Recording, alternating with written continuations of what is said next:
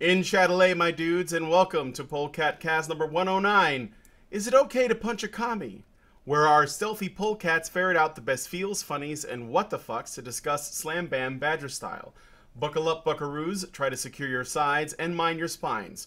Also, maybe don't eat anything beforehand, and make sure that the bleach is locked up tight. Today's Polecat panel consists of the big half of Big and Robot, Scott, the silver-backed, self-aware Simeon, Max Derritt, Simpsons kin, and definitely not an anorexic Winnie the Pooh, not that there's anything wrong with that. Polecat Punster and Pussycat Punisher Hannah, Dr. Ranimer Cam, Panda, Puppet Master, and Long-Range Rhetorician, and me, your host, the Doge in Charge. Today we'll be discussing the following topics. Tensions rise and moldy locks fall as Berkley turns from a progressive sore on the left coast to basically 300 with far fewer six-pack abs and far more estrogen. Also, wind beats smoke. A high school geography teacher is accused of raping a 14-year-old girl student, then comes to the realization that being a male teacher comes with drawbacks. South Korea is more than just Gangnam Style, K-pop, and StarCraft tournaments, as the gender war has spread there. Could this be the beginning of the end? The Rocky Mountain Fur Con has been canceled because of the Splinter Furry group, this would be the Fringe of the Fringe, known as the Furry Raiders, was revealed to embrace alt-fur imagery on their costumes. It would appear the Furred Reich rises. Sorry, I know that's a bad pun, but... Yeah, it's fucking terrible. This is what it was. Speaking of fascist animals, the ones over at Facebook have appeared to have suspended 30,000 French accounts just 10 days prior to the French election. We also take a look at Facebook Live murderer Steve Stevens. How do you get a name like that wrong? And I just did. Who has been the talk of the town. And finally, our bonus story for the patron-only after show. Hollywood reporter Mia Gallupo thinks that all of the negative feedback from progressive Hollywood film and television, the preach fests, are the fault of powerful and influential trolls, and not the shit quality of the products that made by Hollywood itself. How deluded is she? We will find out in the after show. Anyway, if you want to participate in the after show, either as an audience member or a participant, please consider becoming a patron at www.patreon.com/honeybadgerradio. Now, again, before I hand this off to Max to give us the first story, this show and future shows hereafter will be done a little bit differently. Those of you joining us live will be able to watch the show as usual, but because of the recent YouTube advertising fuckery, we will be unlisting the show right at the end and sending the link to it via minds.com. We need to grow the other platform as things seem to be getting more and more difficult working with YouTube. If you can, please make a Minds account and follow us as Honey Badger Radio. We will be doing things this way for the foreseeable future and would appreciate your support until we find a better solution. Last Saturday, April 15th, hundreds of pro-Trump demonstrators and free speech proponents gathered for a rally in MLK Jr. Civic Center Park in Berkeley, California.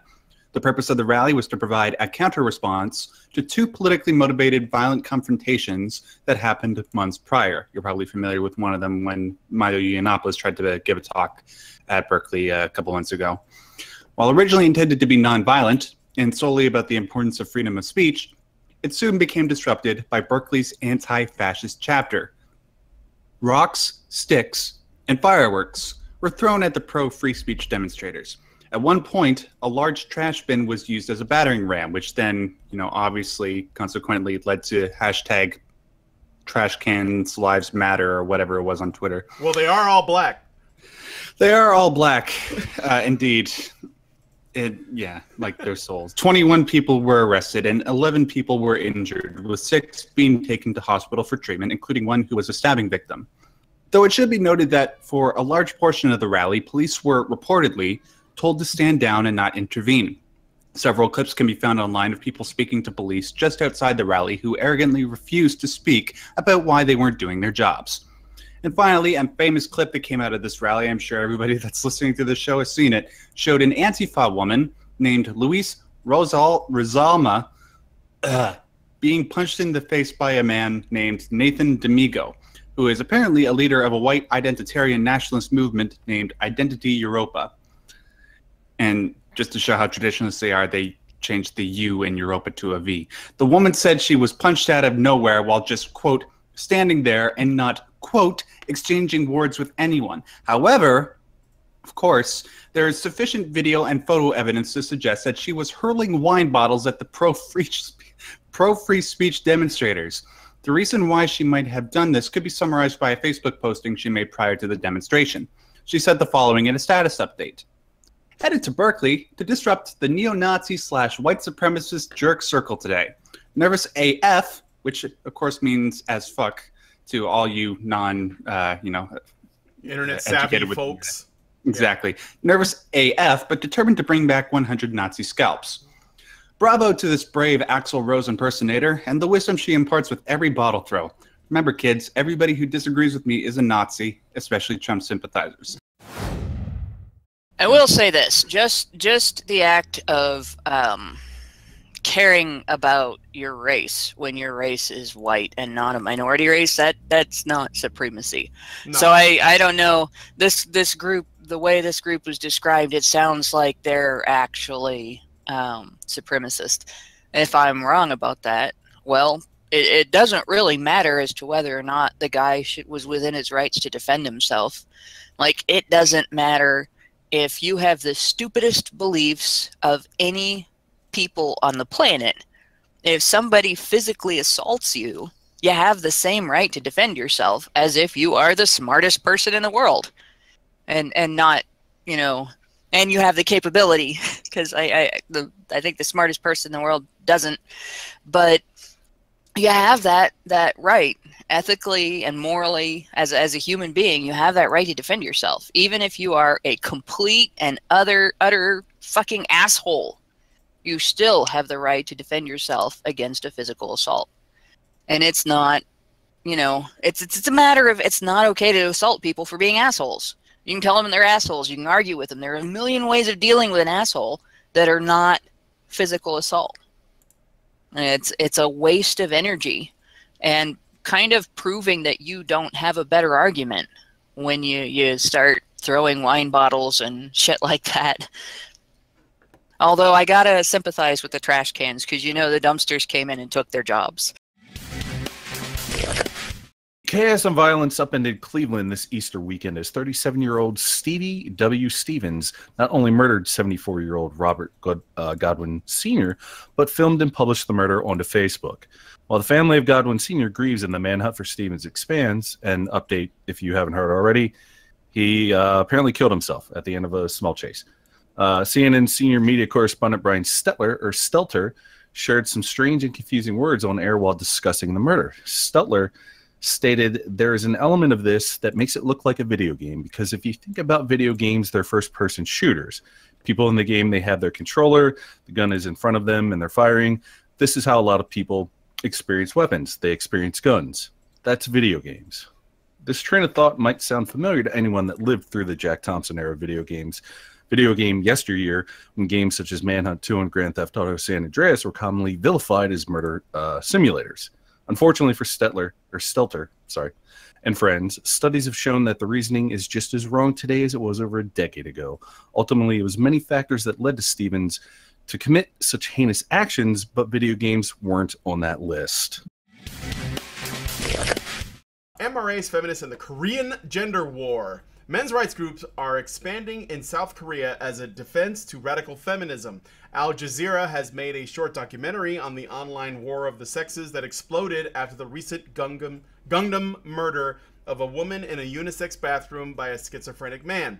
The feedback I can give after watching it is this shit really is everywhere. Hashtag kill all men, misandry for life.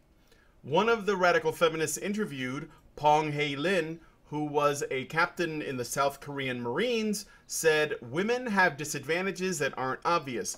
We need to bring these to the surface. Tell them it's not their fault. It's society's fault.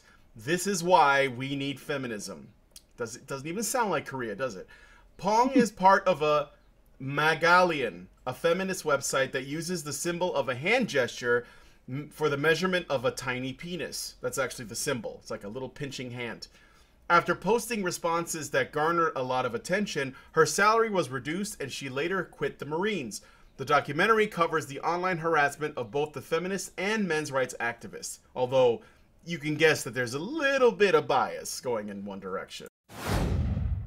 Just a word to anybody from South Korea: if you're not careful, you could end up getting North Korea. You want North Korea? That's how you get North Korea. It's basically feminism run amok. We'll give you North Korea. And I know it sounds like some really hyperbolic shit, but that could easily end up being the case, because everyone's equal when nobody has anything. And when you're really that's what your focus is, inevitably that's where feminism wants to be. And I mean, I've just seen that just based on what I have seen from political feminists, not like common, kind of I just want equality feminists, not those. Right. Not those. The ones that actually are doing shit. That's not hyperbolic at all, Brian, because like you're saying, they want authoritarianism. That is the thing that they strive for. They strive for absolute control. So that's not hyperbolic in the slightest. They want to use force to get what they want. This is why Al Jazeera is totally cool with, shining a light on that and trying to make it look as positive as possible. I got to comment on this too, because this is something that I think people don't seem to realize they're doing. But every time you deem a culture oppressive towards women, because the women in that culture live a way feminists disapprove of, you are giving women over to feminism. You're basically saying it doesn't matter if you make a choice, if you decide you want to live a certain way and you and your partner are amicable to it, both of you. The women are oppressed because feminists call it oppressive if a woman doesn't have a job. And that's not right. They are not the arbiters of women's interests. I don't know how many times this has to be said, but I'll keep saying it until I can't breathe anymore. Feminism is not the arbiter of women's interests. The two are mutually exclusive. Feminism is the arbiter of feminist interests, male and female, specific to that political ideology, not women's interests. And it never has been the arbiter of women's interests. It never will be the arbiter of women's interests. And there are many of us who have never subscribed to it, who have opposed it from the moment we learned what it really was, and who will continue to do so until it's gone.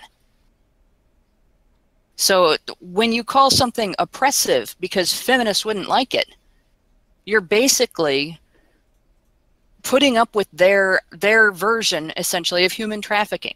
They exploit their ability to proclaim themselves the arbiter of women's interests, to change laws, to get money for organizations, to obtain political power for feminist organizations, to create their own jobs as an academic force, but not really to do anything for women.